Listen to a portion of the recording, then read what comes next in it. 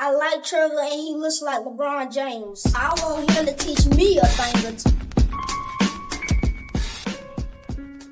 Robert Collins, author of Greater Thoughts, is also a motivational speaker and a mind coach, helping you to untrap your mind.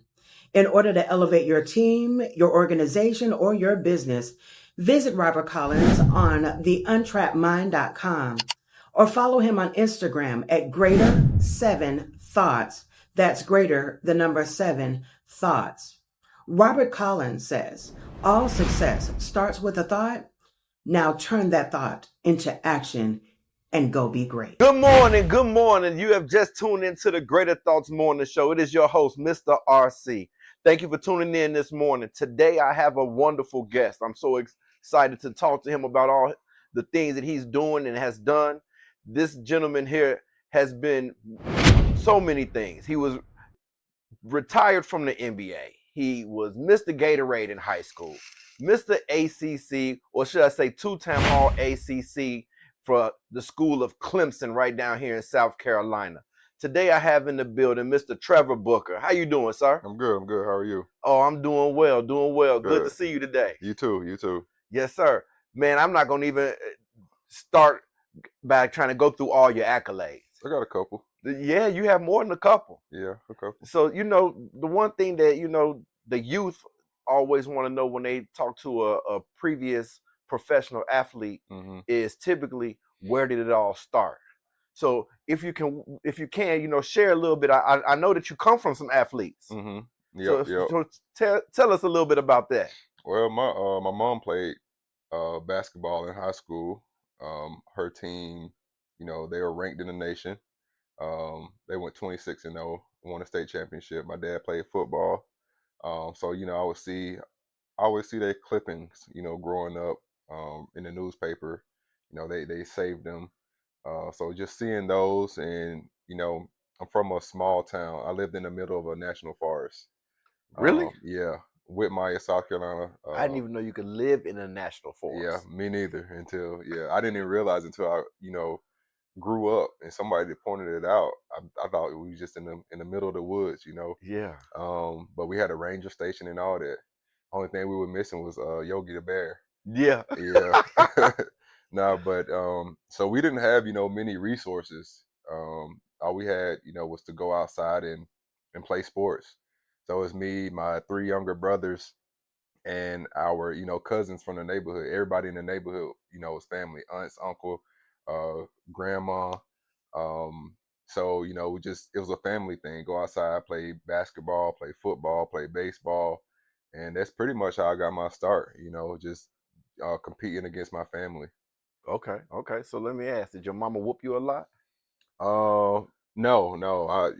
It was. So yeah, she whooped me with the belt. Yeah, but not on the basketball We all court. got those. Yeah, we all got those. But I did used to play against the older cats. From the town that I lived in. They would come down. We had a basketball court in the neighborhood, concrete basketball court. They would come down. Maybe once a month. The older guys, they were probably about 10 years older than me. But I had the size and I had a little bit of talent, so they would let me play. Okay. And that definitely helped prepare me for the future. So speaking of size, what are you, about 6'8"? 6'7". 6'7". Okay. Yep. So when did you have the growth spurt? I think going into my 9th grade year.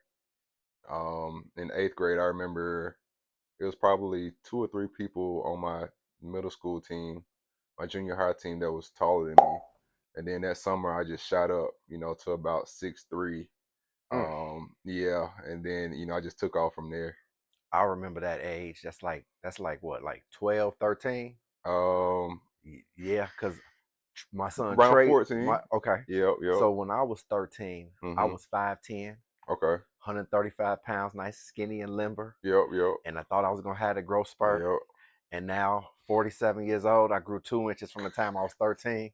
I was in the 13 shoe. Yeah. I just knew I was gonna be tall. My dad's like 6'5". I never got under that. Yeah, But that my sounds mom about is right. like 5'6", so I got stuck right in the middle, Yep. like slap in the middle. Yeah.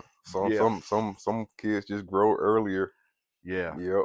So high school, how was high school ball? You to my understanding, you left high school with some records. Yeah. High school basketball, going into my ninth grade year, um, I was on varsity. I was in the post, it's crazy because when I was in junior high, um, the coaches they would call me soft. Oh, Yeah. So going into my freshman year in high school, we had a really good team, and we had two of the best players in the state, and both of them played down low, and they were very physical. So they used to beat me up, and I got used to the beating, and I took on after them, and I think that really helped me, for my career. Not only them beating me up, but just hearing, the coaches call me soft. That's something that stuck with me, for the rest of my career, just to prove them wrong. It's just like a motivation factor. Um, and I got into it my freshman year, just kept developing, and by my senior year, I was fortunate enough to get Mr. Basketball in the state of South Carolina. Gatorade Basketball Player of the Year. Yep. But see, you're real modest, I see. So I'll bring it up. You left your high school with the most amount of blocks in history of the school. Yep. Also rebounds. Yep. And I think, if I'm not mistaken, my brother might have came behind me, and he broke a couple of my records. I had a couple more, but my younger brother, he came behind me, and he broke a couple of those. Okay. Yep. So all that you were learning, you were teaching baby bro. For sure. He was definitely paying attention. Yes, sir. That's Yep. good. But that's what it's about. Yep. That's what it's about. Is a lot of times we go through situations in life, and we think those situations are about us. Mm-hmm. And what is it, and why is it that I'm going through this situation? Mm-hmm. And a lot of times, that situation has nothing to do with us. Right. It's all to do with the person that comes behind us. Yep. So we can take the knowledge, the wisdom, and the experiences that we have, so we can take those and use them to help someone else later on in life. Yep. So you left high school, went to Clemson? Yep. 4 years at Clemson. Best 4 years of my life. Oh yeah. Yep. So what was the best part of it? Was it the basketball, or was it being away from the country? Well, Clemson is like an hour and a half from where I grew up, so my parents were there for every game. That's great. Which made it a lot easier for me. But Clemson is where I found my wife. It's where I found my best friend, my business partner, and it's just really where I found myself. I had just a great 4 years. I mean, being a big man on campus, it makes everything a lot better. So I would have to say, those 4 years, they flew by, but it was a tremendous time. Well, some looking at some stats, because I had to do a little research on your stats. Mm-hmm. From freshman year, you go in, you're averaging about 10 points a game. Mm-hmm. By the time you get to your junior year, you're at 15 points a game. Mm-hmm.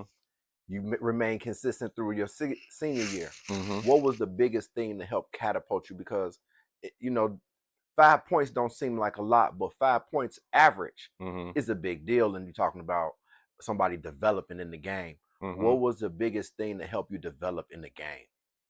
I think probably just my competitive nature. I just, when I get out there on that court, it's just like a switch turns on. It's crazy because a lot of people talk about how chill I am off the court, and then they see me, see videos of me on the court, screaming and doing all this, just showing a lot of passion. It's like a switch turns on. But I'm a very, very competitive person. So when I get on that court, I just want to beat the next person. If somebody's in front of me, in my mind, it's gonna take a lot to beat me. Mm-hmm. I just, it's just a competitive nature that I grew up with, and it goes back to The criticism, from junior high, them calling me soft. Oh, I was about to ask that question. Yeah. It was, a bunch of factors. But of course you got to put in the work. Um, yeah, I think after my freshman year, I came in and got the starting job. I beat out a junior. So that was big for my ego. Going into the summer of my sophomore season, um, I didn't do the right things. I went home, um, hanging out with friends. No, Not, no, no. This is important. Talk about it for the young athlete that's listening, yep. that's aspiring to get to the league, Hmm. aspiring to do things greater than where they are. Because a lot of kids go to college, Hmm. hopeful for the league, but knowing Hmm. the realities of the number of people that actually make it to the league. Right. Talk about that time, if you will. Yeah, for sure. I was just, I guess, I was very, I won't say very, but I was, I had got complacent. I had won a starting job. I had a good freshman year. So I went back home, chilling, hanging out with friends, drinking beer, all of that stuff. I came back to school. We had to go to summer school every summer. I came back overweight. I think I was like, my playing weight was like 235. I think I came back at like 250. Okay, And so yeah, you and they was gained like, 15 pounds. yeah, they was like, what the hell? And they looked at me crazy, and then it's just like a wake up call.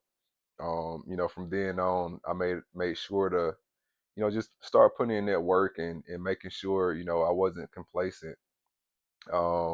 Taking care of my body, and making sure that I wasn't letting my teammates down. Because if I come in overweight, I'm gonna have to work that weight off. It's gonna be extra work. I'm gonna fall behind. I mean, the team is probably gonna fall behind since I'm one of the best players. Mhm. I was just not only putting myself at in a bad place, but my team as well. That's good. That's good. So you had to really just refocus your mindset. You had to Hmm. change your mindset to, Yep. and it was not just about you; it was about your team. Hmm. So that's another part of that that's really important. Yep. We got to look beyond ourselves. Yep. That's good. That's good. So you mentioned two things just a minute ago about being at Clemson, and I'm definitely gonna tap into one of them later. Hmm. But let's talk about this other one. The one you said first. You met your wife. Yep. How Yep. long you been married? 7 years, but we've been together for it'll be 18 years this year. Wow, wow. Yep. Congratulations. It's a long time. A lot of young folks don't, especially not at your age, can't say they've been with the same person that long. Yeah, How, yeah, how many yeah. children you have? 5 kids. 5 children. Yep, Wonderful, yep. They wonderful. they keep us on our toes for sure. Any of them playing ball? Yeah, we got well, all of them playing ball. The oldest is a 19-year-old daughter. She's at Catawba. She's playing basketball. She's in her sophomore year. The 14-year-old plays at Mallet Creek High School. He's a freshman. Um, then we got Jackson, um, who is great friends with your son See, AJ. I was gonna throw that in later. So if you listened to the show last month, I believe it was the third show of the month. Hmm. His son Jackson brought the Black History fact, Yep, so yep. that was a good thing. And it was amazing because they actually brought the Black History fact. Hmm. And the gentleman that I had on the next week, which was Ken Kuntz, he was the first African American news broadcaster here in Charlotte for WBTV. Okay, He actually did some work with the lady that your son talked about okay. on the show. Nice. So that was really Yeah, cool nice, that how nice. that worked out. Actually, he's gonna be on the show. Well, he was on the show, I should say, last week. Okay. Yeah, dope. But yeah, so you Yeah. Jackson. So Jackson, he's playing middle school ball, and then my son Trace, he plays soccer, and he's playing his basketball starts later this month, and then the 5-year-old, my little girl Ari, I'm putting her in tennis starting this month. Okay, so everybody has to do something in the Booker house. Oh yeah, something. That's Something. right. That's Yep. right. I just told my kids that all of them need to go out for track, or Hmm. they're gonna be training with Coach Booker. Yeah. So something's got to happen. But Yeah. you won't be sitting in the house every day, Yep. coming home looking at me or your Yep. mama. We're gonna do something to keep your activities up. Yep. They play football and basketball. The boys, my daughter's looking at playing basketball or Hmm. cheering next year. We're gonna keep you in shape Yep. early. We're not gonna wait to get in shape. We're gonna get in shape before the time starts. Yep. And So that's very important. was your wife, she's at the school as well, right? Yep. She's a teacher at Mallet Creek STEM Academy. She's teaching an elective gardening. Gardening. Yep, Okay. and things centered around that. Basically how to feed yourself. So That's important. it's very important how to garden, how to read labels on what you're buying in the store, the foods that you're buying. Um, just getting more familiar, with food and how to use it the right way. That's good. I have a good friend, and he's a nutrition guy, I'll call him. Hmm. And he always talks about when you go in the grocery store, stay along the outside realm of the Hmm. grocery store, because that's where all your fresh stuff Yeah, is. yeah, Once you get in the center, yeah, you got names on the labels that you can't even yeah, pronounce. yeah. That's very true. And right now, with the climate of what's going on in the country, Hmm. hey, if you don't have a garden, think about starting one. Yeah, it's You it's know, it's very important. It's yes, very sir. important. The nature of our food industry, like honestly, I don't want to get too deep into it, but it's like the FDA is a joke. The Food and Drug Administration. Yeah, They let these food companies, take advantage of us. They let the drug companies take advantage of us. Like, what are you there for? that's right. It's tough to be an American. I think outsiders looking in, we say we're the best country in the world, but what justifies that? You go to some of these other country, their food, it's just so much fresher. Yeah, Not these chemicals. Their education is better. Um, we got a lot of work to do in America. Don't get me wrong, yeah. I love America, but we got a lot of work to do. Listen, I love where I am. Mhm. I don't want to go be in some other place Mhm. where my food is good, but what I'm looking at out the window is tough to deal Right. with, right? Right. But it does make a difference when you just look at ketchup, for example. You go to Canada, right across the border, Yep. the ketchup is made of sugar and tomatoes Yeah. and one or two other items, and you look at our ketchup and it's high fructose, sucrose, and everybody else. Man. And I always used to wonder, I used to go travel, internationally and, ask for ketchup and, taste it. I'm like, yo, what is this? I'm like, I like highly disappointed. And I never realized it then, that it's just, better, healthier, ingredients and less ingredients. And that's Yeah, why it tastes different. I was just used to that, that ketchup over here that that's has right. all the, the bad stuff in it. But you could definitely tell a difference. So speaking of travel, let's jump into the feeling, the emotion that came along when you found out that you was going number 23. Yeah. Um, it was interesting because coming out of college, you have these mock drafts, and I was projected to go second round. I think it was the 49th pick. It's only 60 picks. Right. I was undersized, considered undersized. Um, I had a pretty good career at Clemson, but that summer before the draft, all the draft prospects they go to the combine. So I go to the combine. I probably had the best showing out of anybody at the combine. Wow. I was the fastest person there in the 3/4 court sprint. Hmm. Out of the bigs, the guards, everybody. Like I beat John Wall Okay. in the sprint. Like I had the fastest sprint time. I had, I think, the third fastest lane agility time. Um, and I was second in bench press to Luke Herringody. So my measurements were off the charts. So that boosted my stock already. And then we have these workouts for, we got to work out for different teams Hmm. if they're interested in you. They Right. bring in groups. You got to compete against the other draft prospects. So I had like 16 workouts before the draft. You go to one team, you fly out that same night, go to the next, and work out the next day. It's like a super grind. Yeah. But I was well prepared for it. I whooped butt in those workouts. Like I killed like everybody who lined up against me. Um, You were serving some BTA.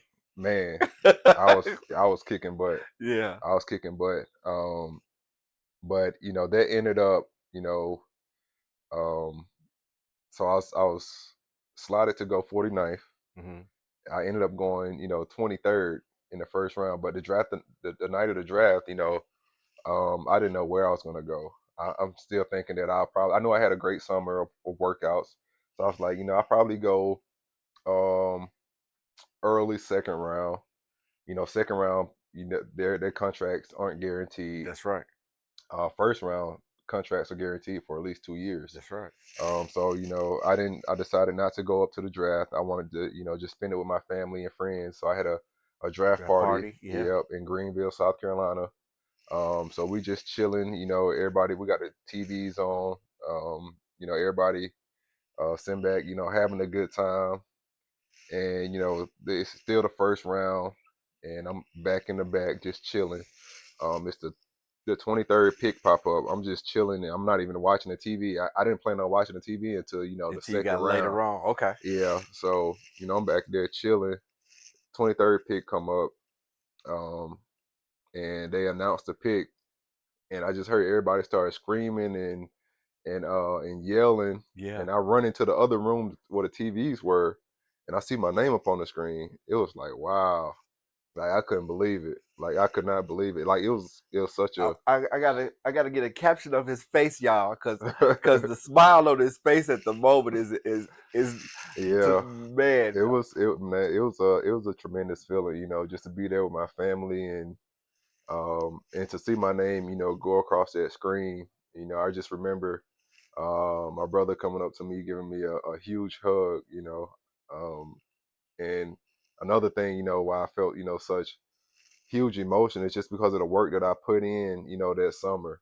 Yeah. And to see it pay off, to get drafted in the first round, knowing that I have, 2 years of guaranteed millions. Amen. Yeah, yeah. So I just knew that, that work had paid off. So it was definitely a tremendous feeling. To come from the woods. Yeah, to come from the woods. To the millions. Yeah, yeah. And the work in between. Yep. We only have about 8 minutes left, and I got so much to talk to you about. So I'm gonna have to condense some of this. Okay. I would like for you to talk to me about overcoming the adversity Mm-hmm. and the challenge. And I know you had a good career, but I want to talk about the end of the career because, my show is Greater Thoughts. Mm-hmm. And so what I'm always trying to do is give people an understanding of how we overcome adversity. Mm-hmm. So in your last year before you decided to retire, you were with 3 teams in the last season. Mm-hmm. How was that mentally, in the sense of you going from state to state to state, Mm-hmm. even though you're playing on all 3 of these teams? Yep. How does that affect you mentally, and how does that affect your family, and how did you overcome that adversity? Yeah, it was definitely tough. It was my last year in the NBA. I started off that year almost averaging a double-double. I had never been traded or anything in my 8 years. And then, all of a sudden I get traded. Yeah. I'm like, man, it was tough because I was down in Mexico. My wife, she was with me. We were playing in Mexico. We had a game down there. And I was, napping, for the game, getting ready for the game. And, I wake up. Well, she actually woke me up. She called a room phone. She was out while I was napping. Yeah. And she was like, and I heard it, I answered, and she was like, I think you just got traded. So she was the first person to tell me. And I was like, what? Not from an agent or anybody else. Nobody. From the wife first. Yep. So I look at my phone, I got like all these calls. And, I finally called the gym back. He told me to, meet him downstairs. He told me what had happened. So I got to get on the plane that same night. Didn't even get to, tell most of my teammates bye. Get on a plane that same night, fly to New York, get my physical, get some of my belongings actually, then fly down to Philly. That next morning, get a physical. It was crazy. It was crazy. From Philly, I ended up, I wasn't happy there. So, my agent worked on a buyout. Okay. So they bought me out. I went to Indy. Right. All this time. But you stayed there for 30-something games though. Philly. Yeah. Yeah. Yeah. So you were there for a little while. Yeah. Yep. But my family, they're in Brooklyn. Okay. So I got traded to Philly. They eventually moved down there. We found a spot, and then I get bought out to Indiana. So I got to leave them behind now because the kids are in school. So it's like, I'm only going to be in Indiana for a little while because the season is almost over. So I had to deal with, being away from my family and them being in Philly, making sure they were fine while I'm in Indiana. So it definitely takes a toll on you mentally. Um, but you just try to, stay grounded as much as possible. Just realizing that, it comes with the territory. That's why they pay you millions, just, because of things like this, the stress that it's putting on your body and your mind. You just try to find, different ways, to cope with it and to deal with situations like that. Whether it's, meditation or just taking deep breaths and just those deep breaths is something that I still do to the day to today, and it really helps, calm me down, calm my nerves. But that adversity, it really,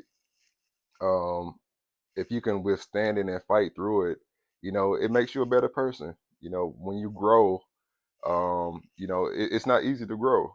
So going through challenges and going through growth is hard. But if you stick with it, you can learn so much from it. You can learn so much about yourself. That's going to help you for the future. That's good. Thanks. Well, we got about 3 minutes left before we end the show. And what I want to do is talk about something you said earlier as well. Your best friend, your lines of business, and giving back to the community. I have my own personal opinion of what you've done that I think is awesome. But for you, what do you think has been the number one thing that you've done to give back? The number one thing that I've done, I think, is just being real. Just being real, being humble. Just showing people, who I really am. A lot of people meet me and be like, you're so humble. But honestly, I don't see how anybody can be anything other than humble. You know, it's just, the way that I was brought up. So just being humble and, just really, loving people, because a lot of people, they have, um, hidden agendas. They think it's all about them, but really, that's not how I think. I really love giving back. The knowledge that I've learned over the years. That's I love passing it on to whoever's listening. Just having conversations, whether it's adults, whether it's the youth. I just love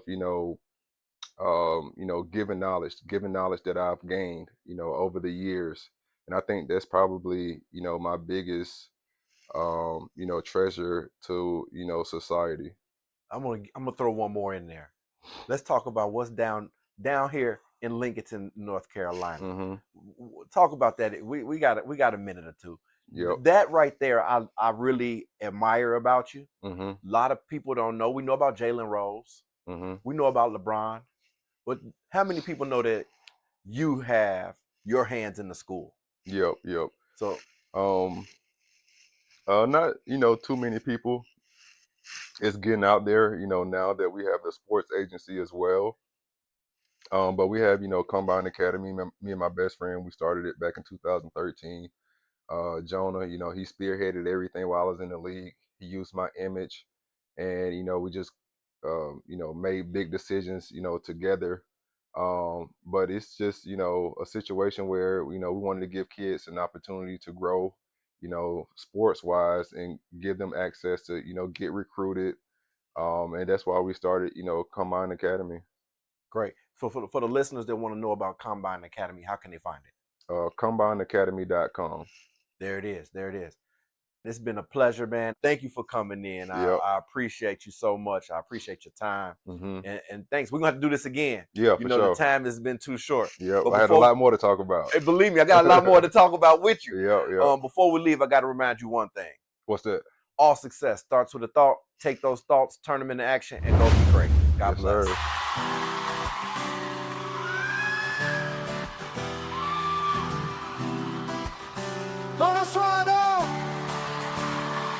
In the shadows where doubts creep, I'll rise. Whispers in my mind got me questioning the skies. Strained by the fears that I should let go, but with every step forward I'm learning to grow. Greater thoughts lift me high, break the chains. I'm on track, down, breaking free. With every challenge I find the key.